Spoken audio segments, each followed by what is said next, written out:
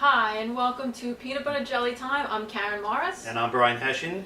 And we are here with Patrick Devaney, who many of you probably know from Zombie Hunters, which, by the way, started back in 2005. Yeah, I came up with the concept for it in late November 2005. And if you Google your Zombie Hunters, it comes up as that was the world's first zombie show. And it was, and the first one on the air, and we did it because we wanted to see I always wanted to see that on television. I always wanted to see George Romero type zombies. How they never gave that man a TV show, I have no idea, but we wanted to see it, and nobody was doing it. And I said, fine, we're going to do this, and people kind of laughed at us. They were like, yeah, why are you bothering zombies on television? That's not going to sell anything. So yeah, look at it today. So yeah, that's what we did, and I was watching a lot of public access, and that was the medium that we chose because I didn't know anybody in the film industry, I didn't know anyone on television, but in the community you have community access. So I was watching so many different things that people were really going out of their way to produce well, instead of just having a bunch of guys up there. What access was it? Time Warner? It was Time Warner. Yeah, it was QPTV in Queens. So it was Time Warner in Queens. Okay. And we eventually bounced off into Manhattan Cable and Brooklyn Cable, and eventually when the show got a little bit bigger, we started branching out on a thing called the PEG Media Server, and it's a public educational and government. And if you have a public access show, you can put it on the PEG server, and they'll relay it to all the different public access stations around the country. Wow! And it's awesome. It's fantastic, and what a market! Yeah, it's great because in New York there's a waiting list to get on, but like in Wichita, Kansas, not so much fun in Kansas, but like in smaller markets, they're looking for content. They have nothing to show, but they have these studios that are set up, and it's part of the cable deal. They're required to provide public access to people who have no money to have a show. Exactly. So we said, we went out to make the most well-produced thing we've ever seen on public access, and I think we succeeded in that. So it's been on the air continuously since December 2007. Wow. It's still in reruns on public access in Queens, and it's played almost 100 different markets across the country. They even play us in a maximum security prison in LA. I got a call from one of my favorite stories for this week. I got a call years ago from Hope you didn't cause any riots. Well, that's what we don't know. One of the biggest, I forget the name of it, it's not San Quentin, it's one of the biggest supermax prisons. And I got a call from a representative from the state government saying, we want permission to use your program. And I said, okay, I'm kind of cool with that, but you are aware that it's mostly white guys running around shooting people, right? And they said, oh no, we think the guys are going to love that.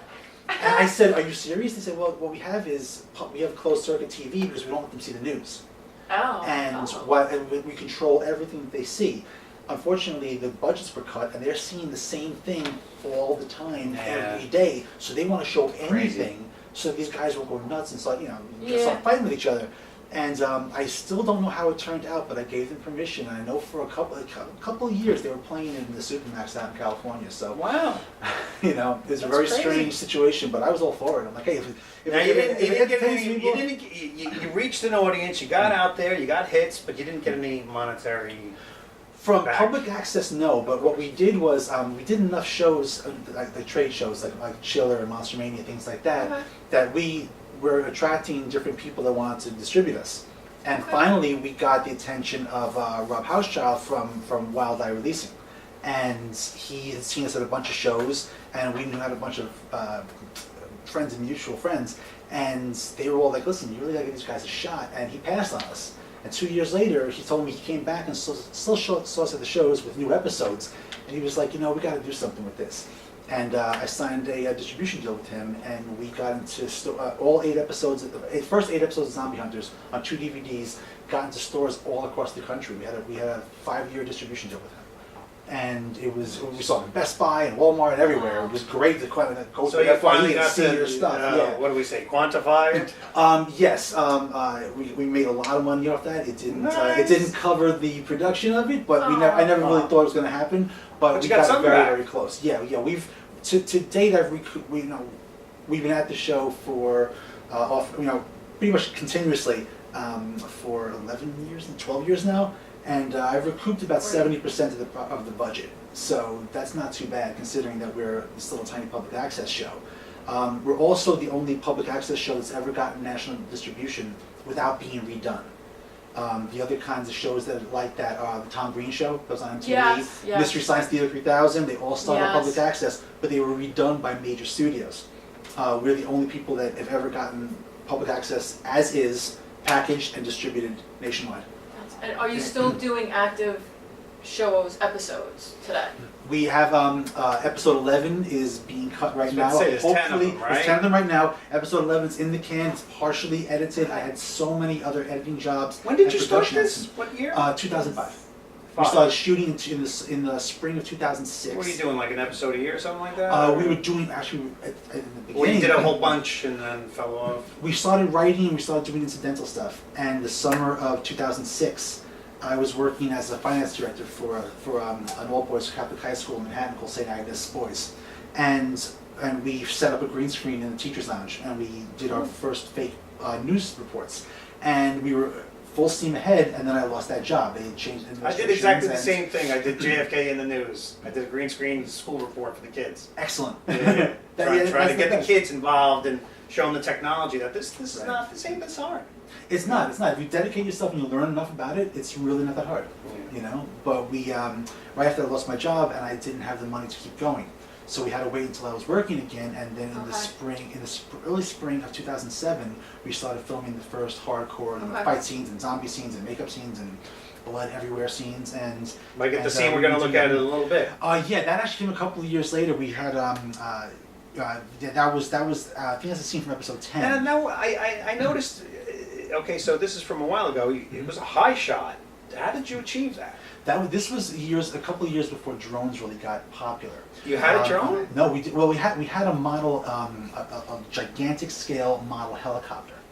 And Something with one of those old school remote control helicopters. exactly. We met this great guy, and through mutual friends. I wondered how she was able to. I was wondering. I saw the clip earlier.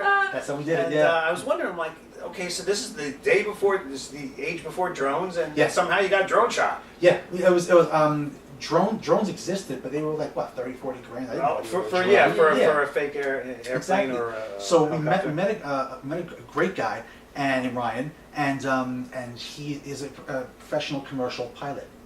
And what he did was he rigged up this whole system himself to do aerial shots of buildings for real estate companies. They could show the exterior of the entire building they were selling, and this is how he Nice, did surveys of them.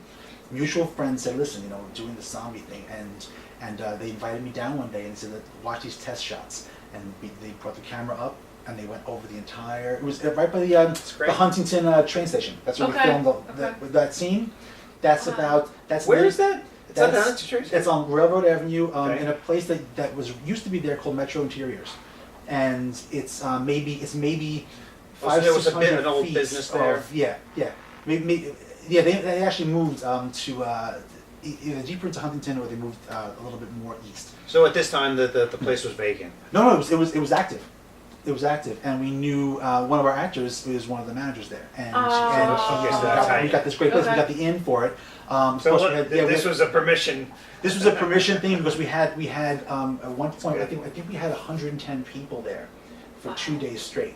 So it was something we couldn't do. And we actually had to hire security. We had to hire Suffolk County cops to blend in and pretend they were actors, and they were all armed and making sure that everything was fine. So. Yeah, whoever was walking around wasn't a zombie; they were the cops. But yeah, it was a great thing, and we were able to launch the helicopter off the roof. So what we did was we shot all the scenes. We were chasing the sun. We had to make sure everything was matched. You're doing a little handheld, shaky. A little bit, yeah. We had 4 cameras that day. We were all running around, and we had to do the scene, move through the crowd to show that, and then everybody had to hide inside the building. And then we had the helicopters come over and pan, and everyone tried to do the exact same thing. If you guys are going to show the clip, then I'll tell you this. All right, let's take a look. Cool. All right.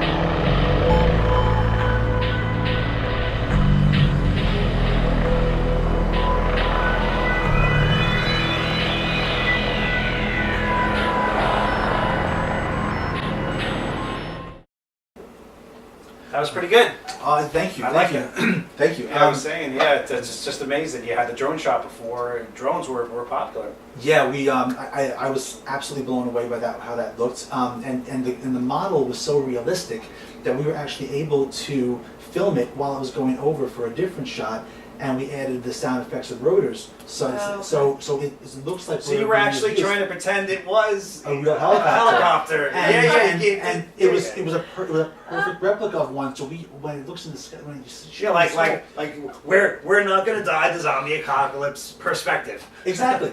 You know, and, we have like in Dawn of the Dead, they stole the helicopter. That's the same kind of thing, you know. But it was so small. It just looks like a real helicopter, just from really far away. Oh. So it worked. Yeah, it was. Yeah, I did think it was a helicopter. Yeah, that's what it was. It looked really cool. But in that scene with all the people that are in the back there, we had warned people, this is going to be a very bloody scene, and everyone was kind of into it. So what you use for blood? Or are you one of those blood secret people? That's mostly caro syrup, and we use a variety of different kinds of dyes. My special effects guy has a chocolate secret preface. So caro syrup's your base. Yeah, pretty much the base for that batch. My special effects guy, Mike Scardillo, who did all the blood and all the zombies for that. Most of the zombies. He was the director of makeup. We had a number of different makeup artists that were fantastic for that. He actually went on to do all the blood for Deliver Us from Evil and things like that. Blood is so hard to get because then it comes out two ways. It comes out on a white sheet looking fake red, or you throw it on the ground and it looks black. Yeah, it does. You have to use different types for different. So that's why you're using materials. caro. So you like a transparent blood. Yeah, absolutely. So it'll pick up the light. And his particular instead of adding a little cream, combination. I've heard people put cream in it a little bit just to give it because They blood. can, yeah, you know what? Sometimes the fake blood looks like cherry juice. It's translucent. Right. Blood's not. Blood's kind of like more like paint. Yeah, to a certain point. Yeah, as soon as it comes out, then it looks kind of translucent. But you never really get that close to that much blood, and hopefully you don't. But when we were doing that scene, it was great because we had to bring everybody out one by one to have them all go out into that backyard. And we had already, the scene was that they come and they go through this entire team of National Guardsmen, and they kill them all, except for one.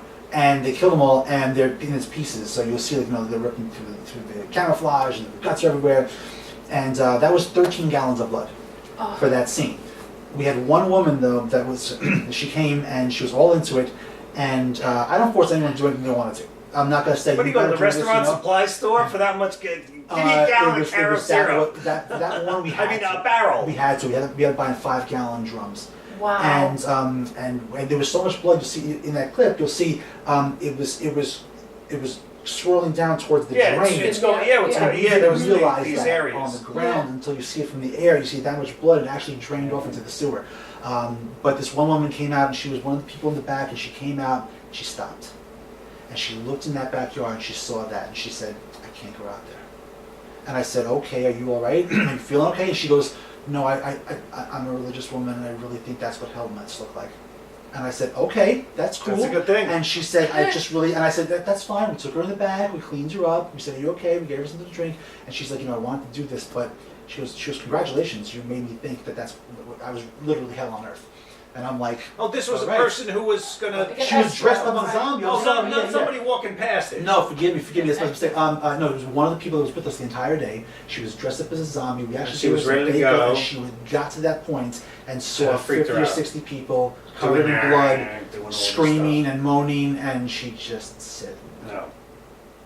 And it happens, and it's cool. And when it happens, you respect the actor or the actress. You respect them, and you say, that's fine. And we're just going to escort you back, and you can hang out and watch if you want. She kind of came out a little bit later to watch, but she was not going to get into the middle of that. And I understand. It was a scary scene. And that's scary. Okay. Well, I'm going to take them to casting, so if you want to... No, you go ahead. So starting out, when you first originally started out, how were you able to cast? What was your process? When we first started, our casting process was we asked everyone we knew, and whoever said yes was cast. And I hear that you shouldn't cast your friends. Yes, but when you're first starting out and you have no money, you just started working again. Exactly. And you're literally filming with palm quarters because that's what you can afford. You cast your friends. Cast your friends.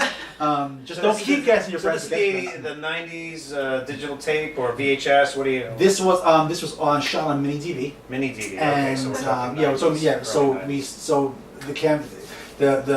my DP Mark Boutros, who's still my DP to this day on almost every project I do, and will continue to be so, hopefully. He came in with a Canon PD 150, which was the most expensive camera I've ever seen in my life. Oh yeah, the Canons back then were expensive. It was an incredible thing. Now it's old technology, but at the time it was a 3-chip. We just talking about 3-chip cameras. 3-chip camera. That was a 3-chip. Oh, that must have cost $3,500 back then. I think it cost them almost $5,000 back then. And it's one of these cameras that they've shot major motion pictures with. I mean, they shot open water with this. Super Size Me was shot within a PD 150. So I mean, they've done a lot of movies with this. And have you seen the film Side by Side?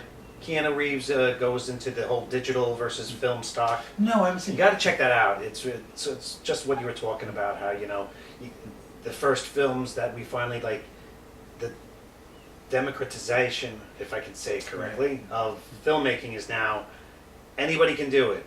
You know, it's not $80,000 anymore for it's $5,000 or 10, whatever. Even a couple $100 you can get a camcorder. Absolutely. And on the PC, get some software for a couple more $100 and you're off. You're right. I'd say anyone can attempt it. But it's hard to cast. Like I feel like that's part of one of the hardest things is casting. Well, you're asking people to do stuff for free. Correct. And sometimes they don't show. Sometimes they don't show. Problem. Right, yeah. Sometimes they don't show. I don't really have that problem anymore because I've graduated past that point, and now I try to give my actors what they're worth.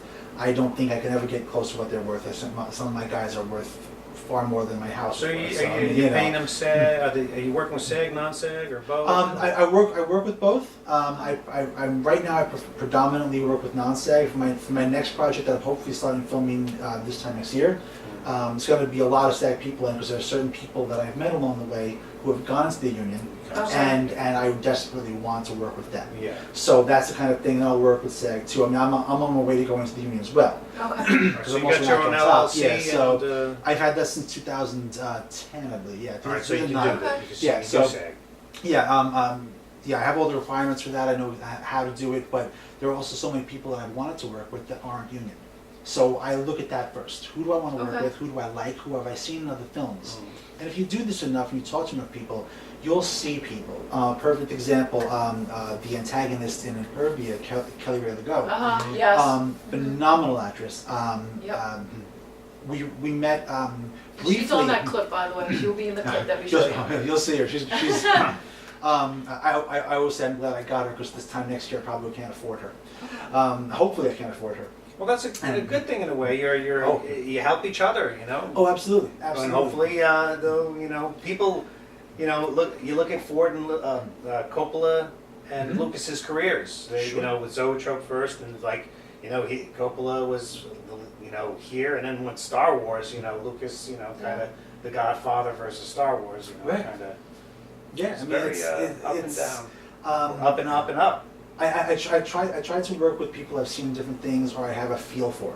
But a perfect example is Kelly, because we met briefly at the 2014 Macabre Fair when I was premiering Emrush, and she was actually on. It's funny. There's pictures of her online in front of me on the red carpet, and we didn't know each other.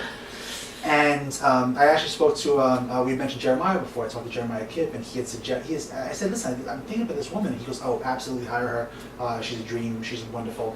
And I got to know her, and now I want her in everything. I want to write things for her, and I actually have started that. So, but that's the kind of thing. For me, it's important a good attitude. All right. I have no time for attitudes. I have no time for the diva treatment. I have no time for that. For men and women. It's not just exclusively women the diva stuff. There's a lot of guys that think that they've done one film, now they're going to be treated a certain way. I have no time for that. I've worked with. Go sit, wait in the chill room until I call you, and then come for your moment, and then I'll let you go home. And there's no reason for it. I've been very lucky that I've had only a few people like that, and maybe 2 or 3 in my life, and for doing this, for 13 years almost, that's really good. That's really good. I worked. I do so many TV shows. I work with so many of these amazing stars I've seen You in my actually have a life. very impressive acting credits. Thank you. Absolutely. And you Thank can you. see Patrick's on IMDb, and it's very impressive. Thank you. I think you did what was one of the ones? It was the girl from Will and Grace was on. What was her latest one? Oh, it was Mysteries of Laura. Yes. Yeah, I've done that. I did a great scene with that. It was an explosion scene. They brought us to a building that they used for this kind of thing, and they blew the entire windows out of 3 floors of this. It was a pretty impressive explosion, and at one point it was nuts because we were watching the fake fire come out and the fake windows being blown out, and at one point the effect set the building on fire. And I was Now like, you had okay, your- it's not you had- out, you had and your- I'm watching. The fire department was Uh-oh. actually there for the scenes, Yeah. and we're all like, it's on fire, and they're like, That's real, not and the part of real guys, they're effects. like, guys, shit, this is nothing. When they put it out, I'm like, pieces are falling out of the building. They're like, guys, nothing. The real guys, they don't care about that. But that was kind of interesting watching the effects and seeing all things could go wrong. But it was a very impressive scene. When I saw it in the show, I couldn't believe it. So it's interesting. It was all practical effects. It was really really cool. But that was the fun show to do. There's a few that are my go-tos. Like I'm very lucky. I get to do Law and Order every 5 or 6 weeks. Oh. I was a core actor on the 4th season of Orange is the New Black. So you're doing a lot of acting Regular too, not just yards. filmmaking. Orange is the New Black is LA. It films in LA, correct? It films in Astoria and it films in right outside of Nyack. Yeah, it's all here. It's I don't know all if it's that was all in LA. here. Okay. Yeah. It's all the exteriors up in Westchester County, Okay. and the interiors are all in Queens. And that's a great show to do. I love the people involved in that, and I get to see people. I get to see people like Kate Mulgrew. Who's a Yeah. just this. I watched her. It was just me and her in a hallway for this one scene, and I had to go this way, and she had to go that way to the start. Excuse me. And I watched her actually become red, and she was talking normally, and then she just, I am ready now, and I was like, oh my God, this phenomenal actress with zero attitude, always complimentary of the other people, So here's a world-class person who's been doing this her whole life, and if she can take the time to be complimentary to people and be calm with them and be nurturing with them and be supportive, it's like you do 1 or 2 films and you're in charge of something, you're in charge of nothing.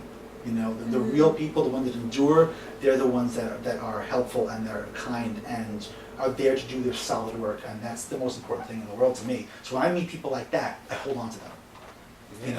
And my latest film, in Birdview, most of them were people I've had in other projects. One of the daughters was one of the neighbors from Emirage. One of the other daughter was one of our zombies from the scene from episode 10.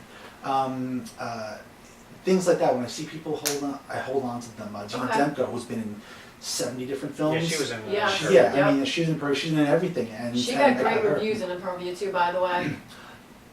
Why don't we take a look at it? Let's take a look. Yeah, sure. All right, cool. So, I'm sorry you drove all the way out here, but we were contracted out of that and we left voluntarily.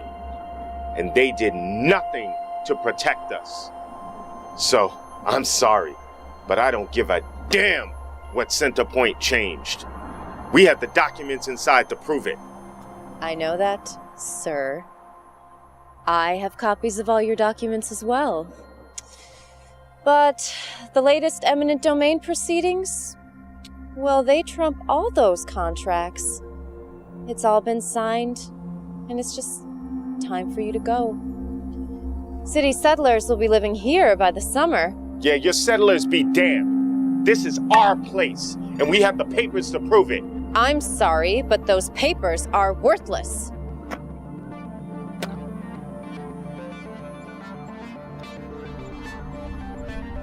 You have until tomorrow, and I don't even have to give you that. But I used to have a family just like yours in the house I grew up in. I have fond memories of that. It's my soft spot. So consider the time a gift to your family. You don't even have a car. You got legs, don't you? It's not like you have much to carry. I won't insult your intelligence. Likewise, don't abuse my act of charity. 24 hours. When I return, you all need to be gone.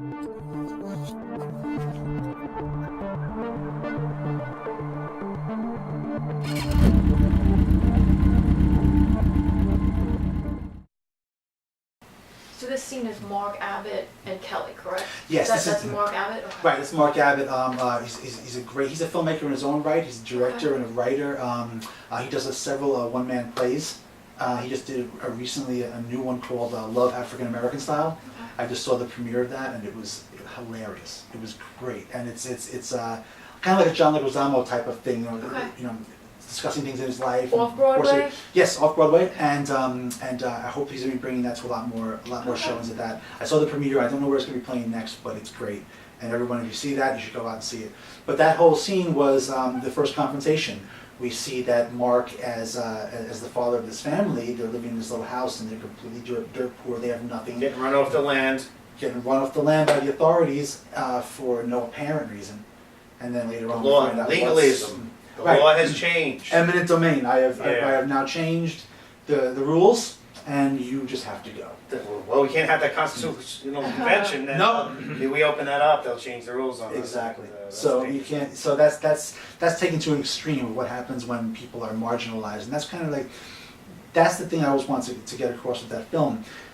Since I was a young man, I've always been fascinated and terrified by hearing stories of forced migration. You know, I tell the story. I grew up in Forest Hills in Queens, and my parents were the only real Christians in the entire building. It's a very Jewish neighborhood, and my father would bring me to different shops, and I would see when I was a young man, I would see different shop owners with numbers tattooed on them. Oh. And when I got much older, I understood what that meant. And the idea of a new government coming in and marginalizing a person and then taking a group and saying that is the enemy and this is the enemy, and that's how they rally and get power by destroying entire people. History is replete with that. You can't go to the map and draw a circle and say bad guys are there. Right. You know, it's this horrible concept, but you see it happen all around. You see this happening in Cambodia. You see this happening in Africa. You see this happening today in Africa. I mean, you see this happening in Yugoslavia. It's but that kind of idea of marginalizing one group of people and saying that's the enemy and this is how we're going to get powerful, to show that, you know, I want to show that, but take it to an extreme, to the point where they have become so insular and so secularized that they have their city, but they've laid waste to the rest of their planet. I see you shot it in black and white. Yes. Now, was that was that stylistic, or did that help the green screen to make it really easy as far as any special effects? Or No, I didn't do it to make it easy green screen. The transitions there are a little bit easier when you do it in black and white.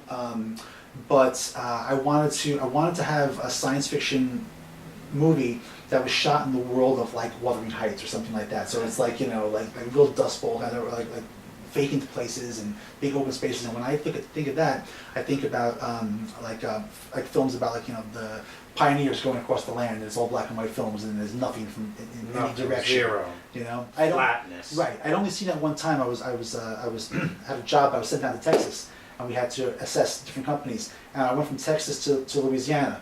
And on the border of there, where we crossed, there was one point where in every single direction I looked, it was flat lands on the horizon. And I'd never experienced that. I grew up in Queens Boulevard. I experienced that when I went to Florida when I was in 9th grade. I went to Florida and I'm like, wow, I can see the entire sky in every direction. Yeah. You know? The land, the Kinda sky. weird. I'd never seen that before in my life, and I was already in my 40s by that point. And that image stuck with me. So when I wanted to do this, I wanted to have a world where to the horizon there was nothing except this one house, that one road, and the city. And the city. Yeah. The city. It almost reminded me of Mad Max a little bit, the new one they have. Because you Yeah. have the bullet farmers and Gastown, Yeah. and you know, with the distant outlook, and just the whole government, eminent domain, dystopian future. You know, Yeah. they're, you know, in a weird way, you buy your house, but they almost tax you out of it. I mean, after you stop working, how long can you stay in the house that you own before the value is taken away in taxes? Exactly. Yeah. Absolutely. You know, and that's the burden of everybody. You know, well, 99% of us at least. Yeah, right. So Impervia was an idea that was rolling around for a long time then. The concept of forced migrations and things Okay. like that was in my head for a long time. When I was finishing college, that was part of my my final thesis paper. Yeah, about forced migrations throughout time. You know, that's the, you know, I find that kind of thing horrifying. You know, but I also want to do my own kind of Twilight Zone episode, and that's another reason why it was black and white, because I wanted to see that kind of look. But I also wanted to make it look like very old film. So it's not truly black. It's monochrome, but it's not truly black and white. It's got a 16% copper tint to it. It's a custom job that I've done for it, and an entire film is coated in this. So it looks like old silver-based cellular film.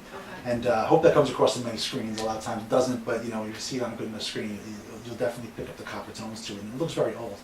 And then, like, what was your writing process for Impervia? It's tough.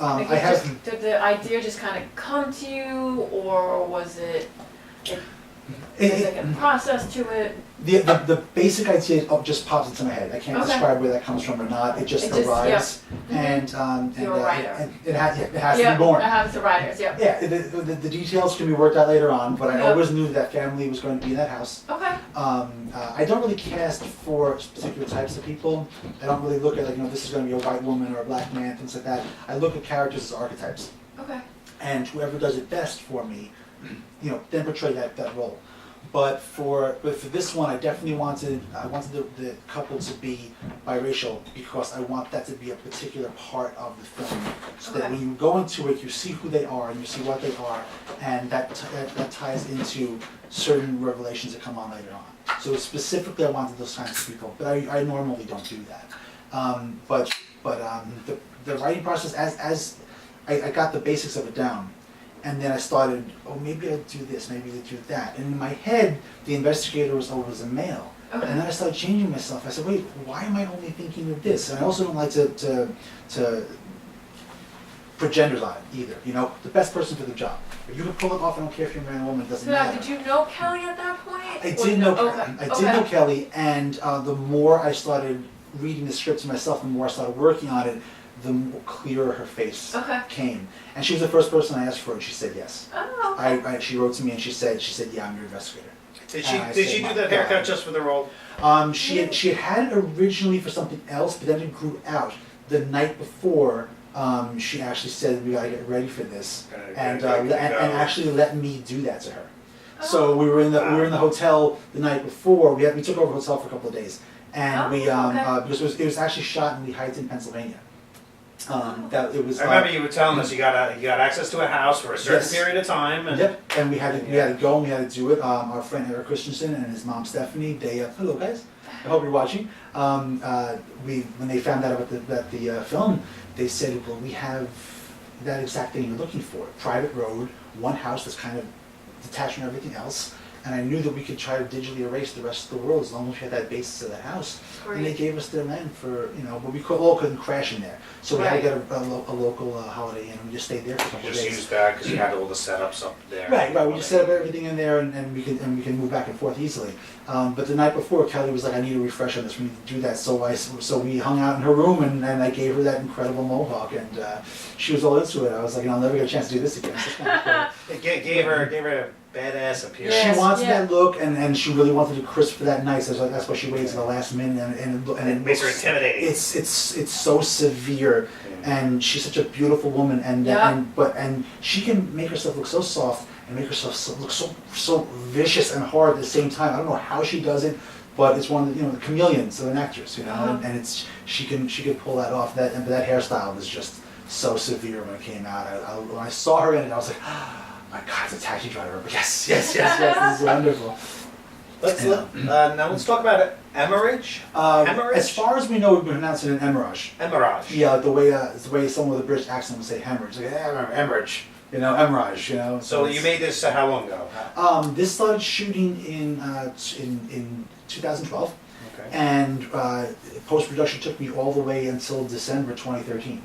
It's a lot of effects heavy. I worked with a wonderful graphic artist named David Geschman, who also did all the CG work for Impervia.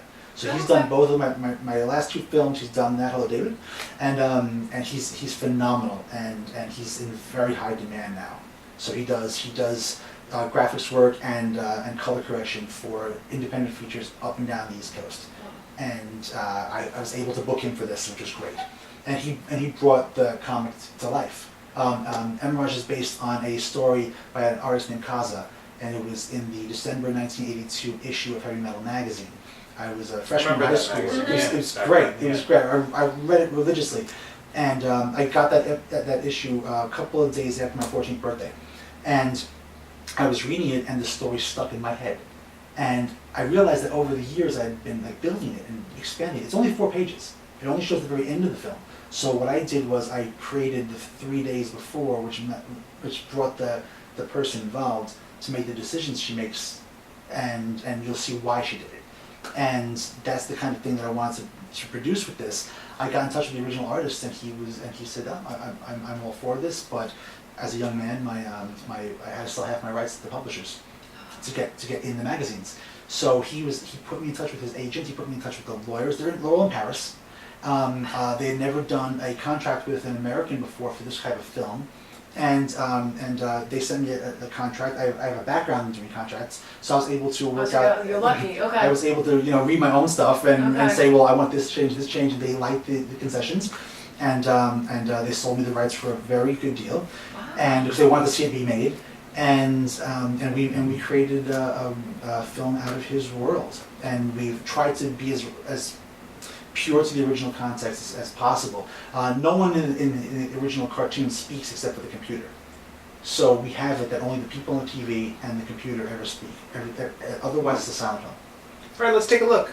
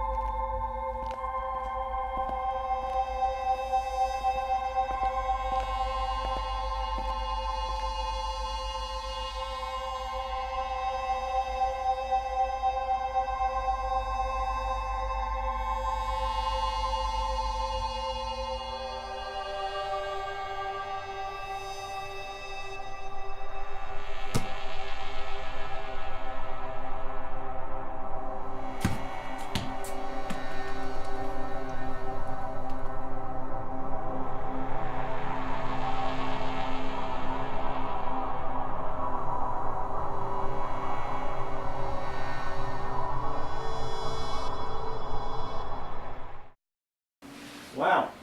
Sort of reminds me of 2112, where, where the temple priest, he presents the music, Yes, the yes, guitar, but yes. this time it's an 8-track, or whatever that was. The priest What was of the that? temples What of was that? Syrinx. Yes, Yes. yes. What was that tape? Was that an 8-track, or? It was an old 8-track. I think that one was either a Johnny Cash or a John Denver greatest hits. Priest looking disapprovingly. Who's the actress in that? The actress is an amazing stage actress named Vivian Cleary. And if you're Okay. watching, hello Vivian, I miss you. And mwah. She's absolutely amazing.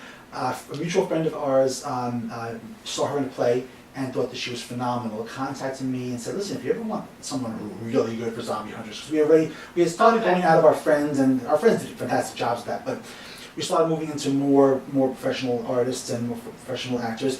And he said, if you want someone for that, and she has no TV credits, she'd like to do it. And she came, and she was on air reporter for our 7th episode. I always remembered her, just her work ethic, and just the way she carried herself and how she sounded. And when it came time to do Emerge, I needed someone who could convey this, and wasn't going to be able to speak. So here's this wonderful actress with a beautiful voice and a beautiful singing voice. She does music. She does off-Broadway musicals, and she is so good. And I said, "Here's the script. You're saying nothing." And she's like, "What the hell?" Did you do that set yourself, or where? Her apartment was built in the back of the studios in Monster Channel. That was completely scratch built from floor to ceiling. It looks like you did a lot of spray painting of various. Yeah, it was Tape and some other things. That entire set, I have reactions to Talia. Early so Star I can't use spray paint. So that entire set is actually hand painted.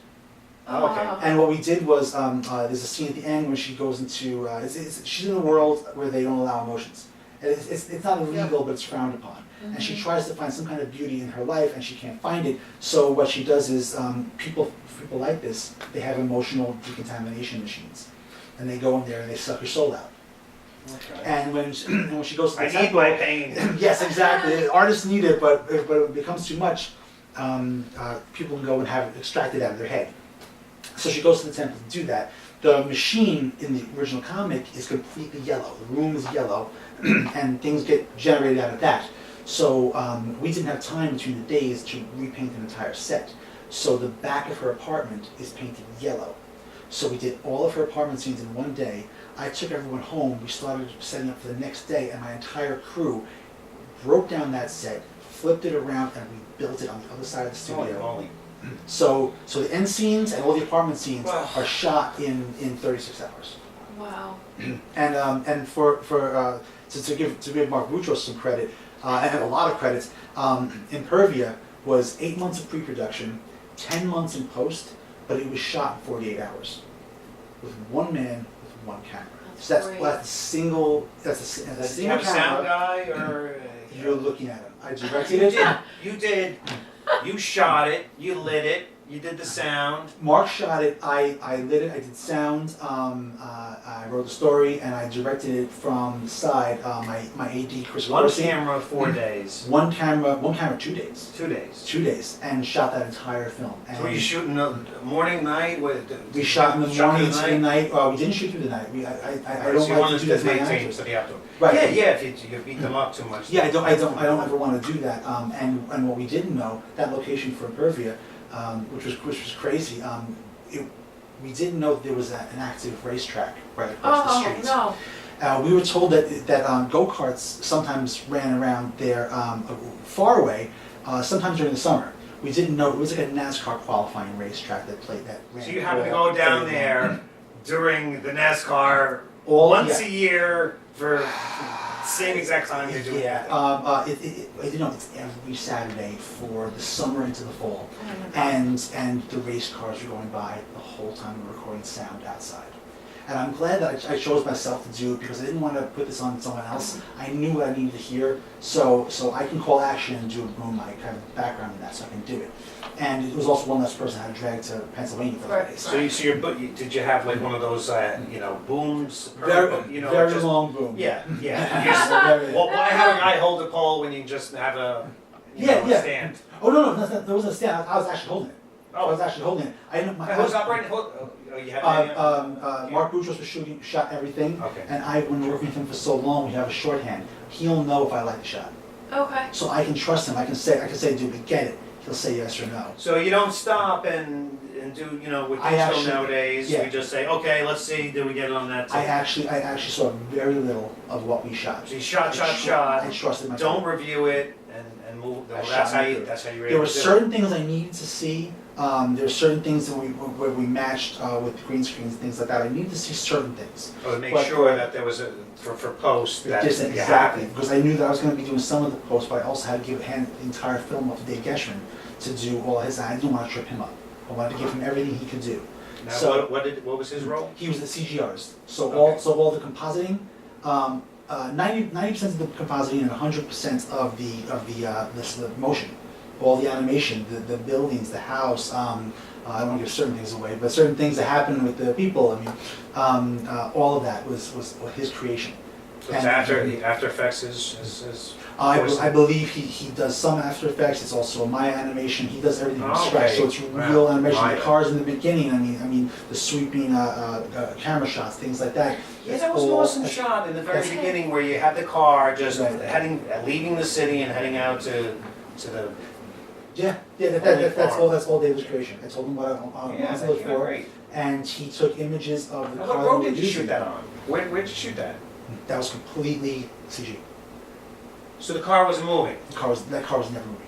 That car. No wonder you had such awesome pan shots around from the windshield to the side. That car never That's moves funny. once, and even Wow. yeah, that Yeah, car never so moves you once. just see It moves a little the when top. Kevin's driving it, but that's about it. Yeah. But that's it. Yeah, and that's So where that's you push it on the bumpers a little bit? A little bit of tricks like that. Yeah. But that was it was a combination of green screen, very good camera angle, some trickery, married with incredible A work. lot of in-camera stuff Yeah. too, because that's we started with everything in camera, like the James Bond movies there was no special effects back then. You had to do it. Right. That's what made those films so crazy.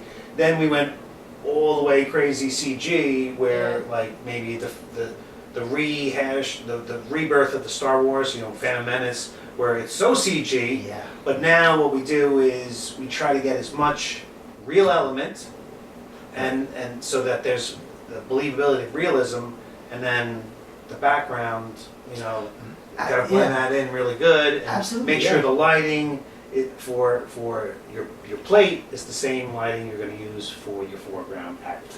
Right.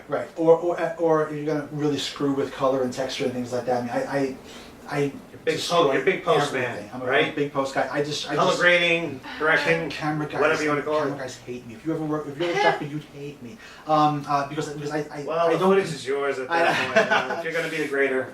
I don't leave. There isn't a single natural element to any of my film work. It's kind of brassy. It's not really black and white. It's Right, got it was like so, the yeah, it was reddish, yellowish. It's got a copper tint to it. I want it to look like an Asian film.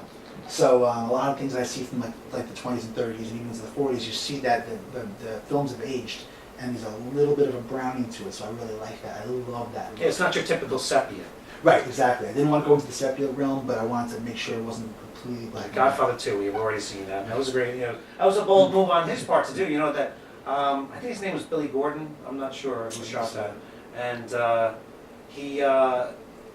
he shot it, and the studio was very mad about that. And then he's like, look, if you don't like it, then fire me. But that's how I'm going to do it. Right. And he decided, it was going to be that kind of brassy yellow.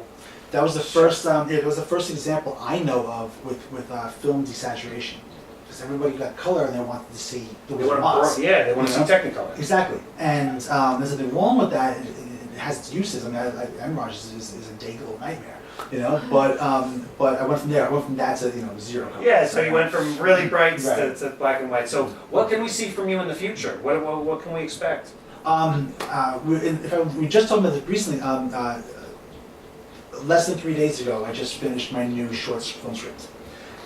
It's called New Zero, and I sent it out yesterday to a certain number of people, and it's already partially cast. So we don't even have a date for. Wait a second, you sent it out to sent it out to casting agents? To certain people I know. Okay, and People he wants to somehow. work with. Okay, so they're jumping aboard. And they're like, well, did I get it for this part? Like, how about this scene? I really love this character. And I'm just like, well, that's what I thought before, and I sent it So you over. sort of wrote it for them. A little bit. To a certain degree.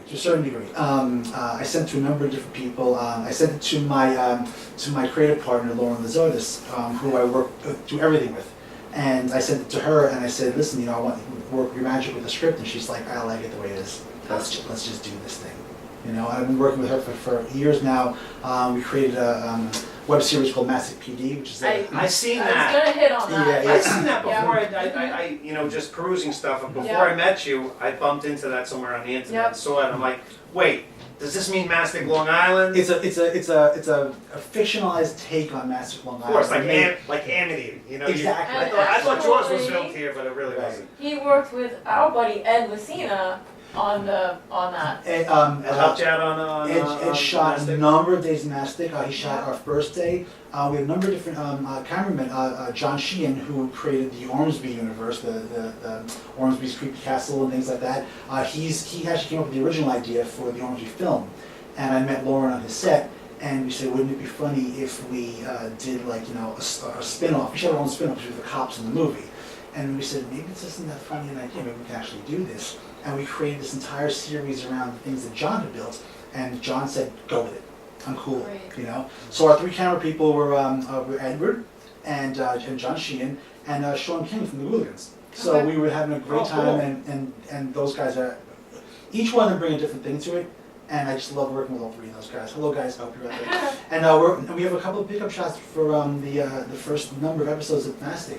Mastic was the project we were doing between our other projects. Is this going to continue, or is it Hopefully, slowed down for a yeah. little bit? We You had- took a break. We took a little bit of a break for it, but we have filmed most of all 10 episodes of this. The first 8 episodes of this. Now, where can we find this? It's about to be finished, edited, and will be available on Vimeo. When the Monster Channel comes back online, it's probably going to be playing to them. Monster Channel. Monster Channel, monsterchannel.tv. You go check that Alright. out. It goes on. Right now it's on hiatus, and then that's going to be hopefully restarted in the spring. Actually, spring already. Hopefully in the summer, and that's a great thing. It's just crazy retro horror and sci-fi 24 hours a day. It's a wonderful thing. It's a linear channel. It's not VOD, so you actually have to sit back and watch the way we used to. You know, but yes, that's the kind of thing. I work with Lauren on that in a number of different films. She's my producer on Impervia. We have another script that we're trying to get produced called The Origami Cure, but my Certainly new busy. one, yeah. Wow. I'm writing like crazy, Nice. and this new one, New Zero, it's going to be another complete world. The other night, I have an associate out on the West Coast named Amber Bariatri, and she's producing this crazy werewolf movie right now, this big budget thing. And we talk all the time. And she coined a phrase, which I think is going to catch on. I love it. She goes, "Do you know what we do?" She goes, "We make snow globe movies." And I'm like, what do you mean? And it's so wonderful. Hello, Amber. Hope you're watching this, because we're gonna get this out there. I love the concept. She said, what you and I make, we're making a snow globe, right? And we're putting everything into the snow globe, and then we're filming the things that happen inside the snow globe. So we're creating an entire world that's self-contained. It's not like I'm using like a different version of New York, or I'm doing like, you know, a cop drama in LA, you know?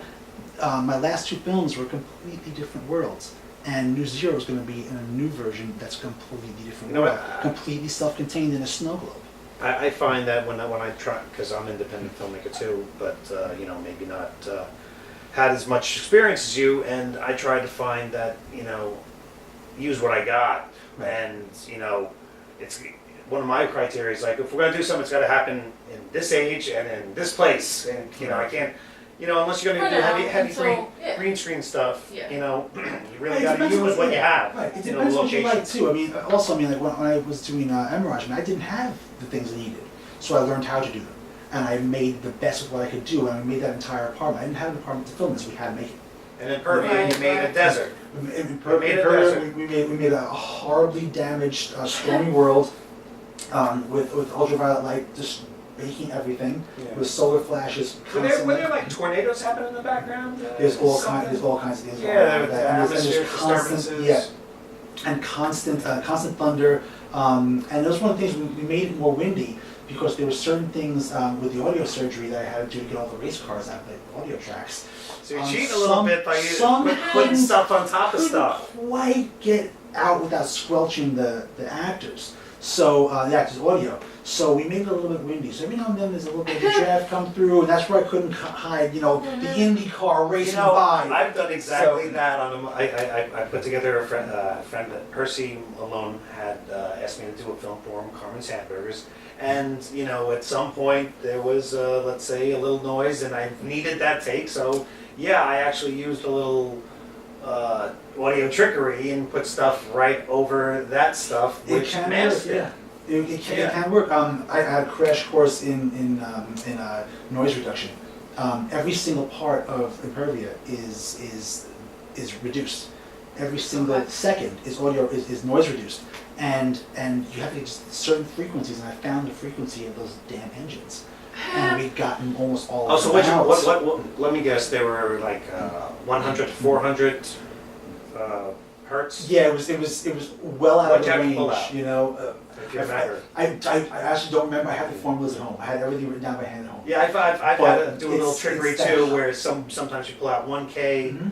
and just to give room for, you know, the other frequencies to push on each other. Right. I pushed the envelope to either extreme as much as I could, to get as much in the middle ground as possible, and then I would cut it down. But then when people's voices started vanishing, I had to bring it back out. I forgot what that's called, that graph, where, you know, the sound dependent. Right, yeah. A Munson The, graph? the audio engineers would know. I really don't know. It's I know what it looks like. I know how to work it. I know what's going on. Yeah, because certain frequencies have to be, like lower frequencies have to be at a lot louder decibels in order to be perceived, Right. whereas other ones don't, you know. when there's- Yeah, it took audio surgery on that took almost 4 months just to get it presentable. But it worked. It worked to a certain degree because at the premiere of Macabre Fair, one of the things we won for it was best sound in the film. All right, so where can I see your stuff next? On Vimeo? Are you going to be in any of the film festivals that are coming up? We just did a bunch of different festivals.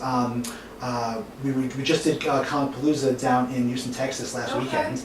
I'm waiting to hear on a number of different festivals Got right something now. coming up in the Macabre this year? For me personally, no, but I'm in a couple of things that are in the running.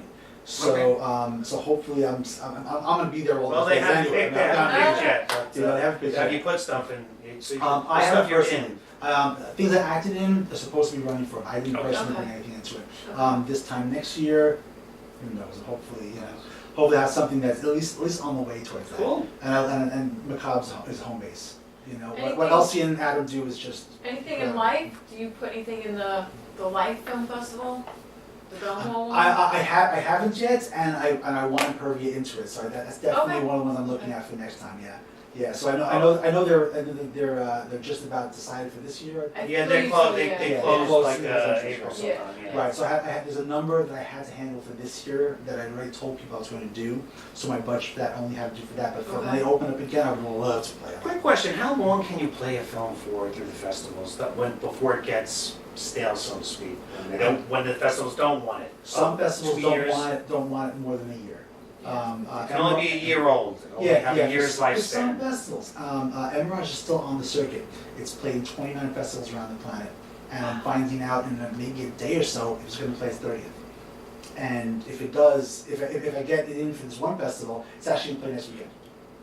You know. But speaking of next weekend, over Memorial Day weekend, I'm involved with a film festival called First Contact. It's out in New Jersey. And you guys can go to First Contact, look it up on Facebook, First Contact, and for First Contact Film Festival. It's actually being run by Mark Boutros, who's my DP. And it's a series of independent films. They did like different categories. It's kind of like the Quad State area. They had the best Bridge and Tunnel movie if it was filmed in New York, New My Jersey. friend Keith McMahon was involved in that one. Bridges and Tunnel? No, it was one of the categories. Yeah, but I know what you're talking about, but it's one of the different. categories. First one, yeah. And I know Keith. Oh, yeah. And hi Keith, how you doing? And yeah, I mean, but there's a lot of different categories for that. So it's actually in this very strange theater. It's in a camp, Lake Hopatcon, I believe it was, or it was some. I think that's the name. Sorry guys. And it's in a very old theater. It's part of the camp.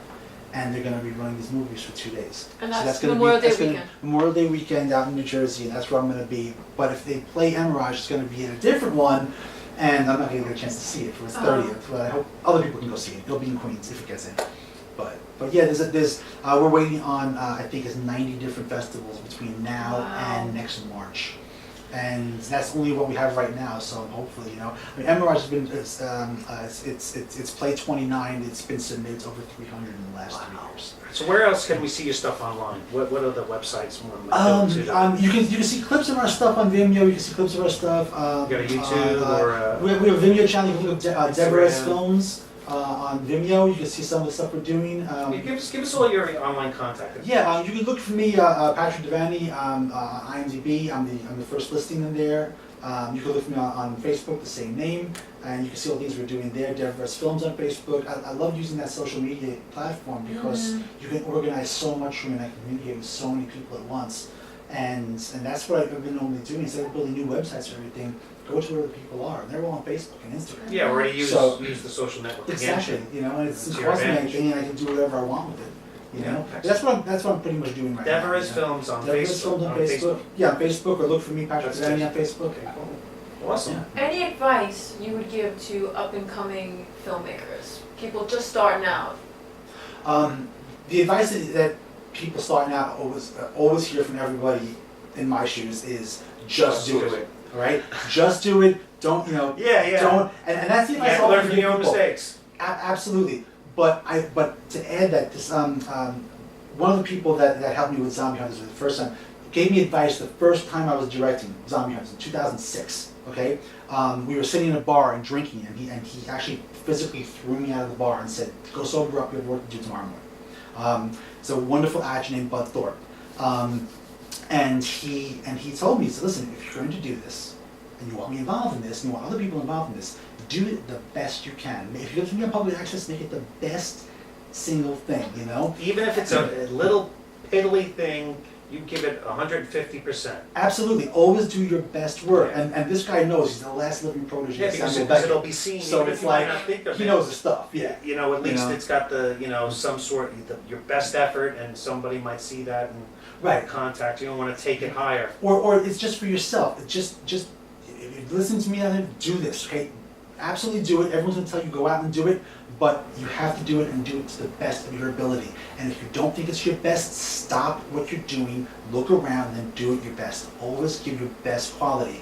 What your best quality is today is going to be almost embarrassing what your best quality is 5 years from now. Yeah, And I've been doing this for everyone 8 years, and I look at my Yeah. old stuff and I cringe. I I look- like I the look at- audio yeah. walls and clips, and You know, I look at old episodes of Zombie Hunters, and I'm just like, okay, so color correction must have come later in my life. But yeah, it's like, it's 3 cameras and 3 different colors. And, now the but- cameras were all the same. 'Cause- No, they weren't. That was also Well, that's yes, exactly. wow, You that's learn a that really too. hard And you learn that balancing too. act. And that's how I right? learned color correction. And we actually matched standard definition to high definition, and it looks, and you can't tell. So what do? You Wow. degrade the HD, Just slightly, and then and you try to pump up the I SD. make the SD look very, very bright for certain things. So you pull the loom, Yeah. kick up the lumens on it or Yeah, something. absolutely. Yeah. And then marry it to the next scene. Butter them together, and then blend out later on so the audience doesn't see what's the little tricks you do. But it's the things you'll learn by doing it. But always do your best. And I was having a discussion with Elsie McCobb from Macabre. She was like, she said, I really don't like the idea of just do it. So not just do it, but do it right, as right as you can. Yeah, And do your that's best. what it comes down to. That's the only way you'll learn. And that's it. And because there's a million. My painting teacher in college said, there's a million bad paintings. There's no bad ideas. There's a lot of bad paintings. Which makes it hard for your work to stand out if it's in the field of Yeah. a million different videos. It can. I mean, there's 2 schools of thought. Either it'll get lost in the blend, or if you make something exceptional, it'll be so different than here. It'll be up here instead of down here. Then it'll really stand out. And you can look at it both ways. But for yourself as an artist, always do your best. Van Gogh didn't sit there and say, "I'm going to half-ass this today." It just didn't happen. So just do your best every single time, and no matter what that is, and never let anything hold you back. If you don't have the best of something, it doesn't matter. Do your best of what you have. Awesome. Well, we're coming up to an hour, so Patrick, thank you so much. Thank It was you. a pleasure. Thank you for guys. Thank coming you out very to much. the island. Thanks for coming on to do Peanut this Butter Jelly interview. Time. You go to Jelly Time, yes. All right. Love it. Thank you. Awesome. Thanks. I hope to see you soon. Hope so. All right. Thank you. Thank you. Thank you.